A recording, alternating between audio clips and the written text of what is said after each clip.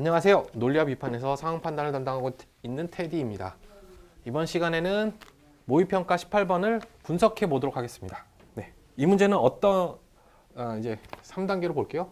WF, WC 기준을 정리하고 우리가 판단을 이렇게 했을 때 뭘 요구하고 있죠? 옳은 것을 찾으래요. 근데 그냥 선지를 좀 봐야 되겠죠? 선지를 살짝 살펴봤더니 옳은 것이 A, B, C의 대소 비교가 있어요. 그러면 대소 비교가 옳은 거를 찾는 거겠구나. 이 정도까지 찾으면 되시고, 그 다음에 아까 정보를 스킵해서 볼 때 지불 금액의 계산 방법이 나오고, 그리고 나서 그거를 적용했을 때 선택을 하는 게 아니죠. 선택을 하지는 않고 그 지불 금액을 계산하는 방식을 가지고 값을 도출하는 거잖아요. 값 비교니까. 그래서 그냥 적용. 선택까지는 할 필요가 없다. 그래서 공식형 적용인 경우 기준 찾기에서 뭘 해야 되냐? 정보를 정리를 해야 돼요. 일단 공식을 정리해야 돼요. 그 다음에 상황을 분석해야 돼요. 이 두 가지 위주로 정보를 정리하면 된다. 그래서 살펴봤더니 원칙적인 공식은 뭘까요? 제일 밑에 나와 있는 그거죠. 제일 밑에 나와 있는 지불 금액을 다음과 같다. 지불 금액은 다음과 같다. 이렇게 표시되어 있는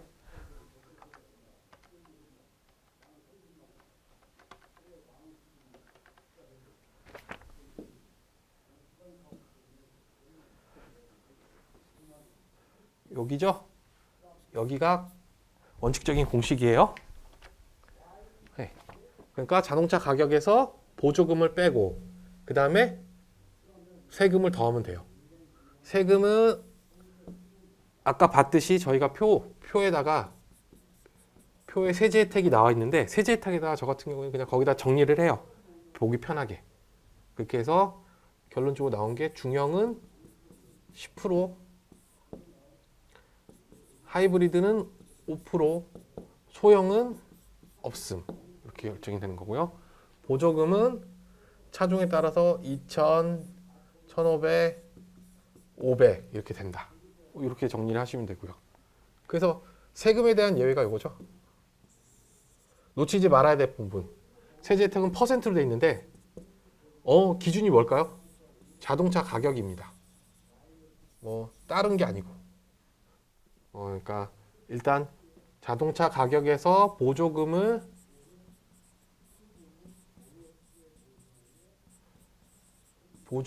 제한 금액이 아닙니다. 그냥 자동차 가격을 놓고 보는 거예요. 어떻게 안다고 했죠?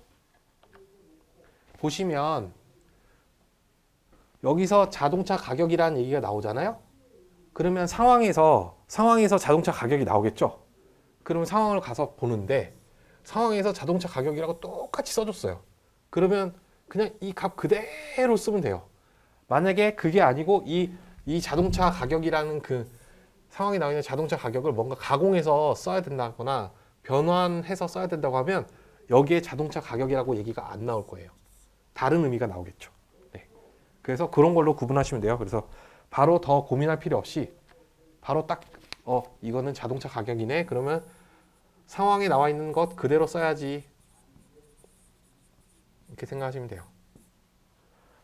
그렇게 해서 표는 나와 있죠? 그럼 표에는 우리가 필요한 것만 약간 나중에 적을 수 있도록, 그러니까 만약에 단위로 돼 있어요. 단위로 되어 있으면 그걸 점수로 변환을 한다. 그러면 이 정도까지만 표시를 해놓고 표를 최대한 활용하는 거예요. 그대로 쓴다. 그대로. 그래서 판단은 상황에 나와 있는 표에다가 직접적으로 값을 쓰면서 풀자. 될 수 있으면 쓰면서 풀자. 만약에 급하거나 시간이 부족하다고 하면 쓰지 않아도 되지만 될 수 있으면 쓰자. 이유는 체크해서 얘기 드릴게요. 그래서 계산해보면 이제 값이 나오죠? C가 제일 크고 그 다음에 A, B가 제일 작고. 한번 체크를 해볼게요. 공식형 문항에 나왔다. 그럼 뭘 해야 되죠? 일단 공식을 정리해야 돼요.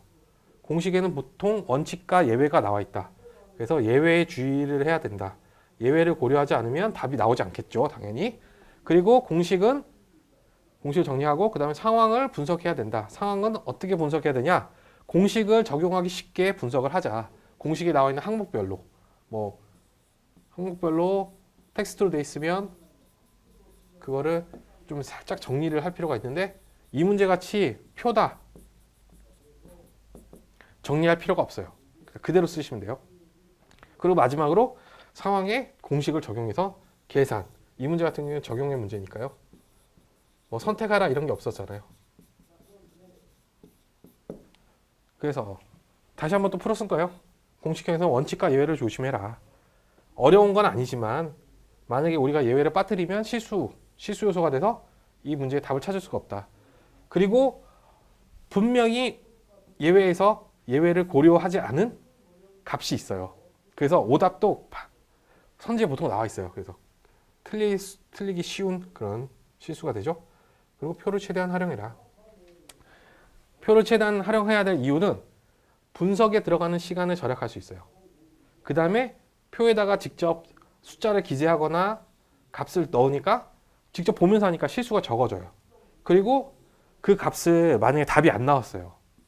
뭔가 긴장을 해서 덧셈을 잘못할 수 있고요. 뺄셈을 잘못할 수 있어요.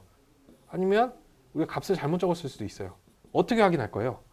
지금 표를 활용해 가지고 우리가 여기다 뭔가 기록을 남겼으니까 그 기록을 살펴보는 거예요. 그럼 답이 안 나오면 보니까 있네. 그래서 검토까지 편하게 하기 위해서 표를 최대한 활용해서 표에다가 기재를 하면서 문제를 풀으라고 말씀을 드리는 겁니다. 네, 여기까지입니다. 감사합니다.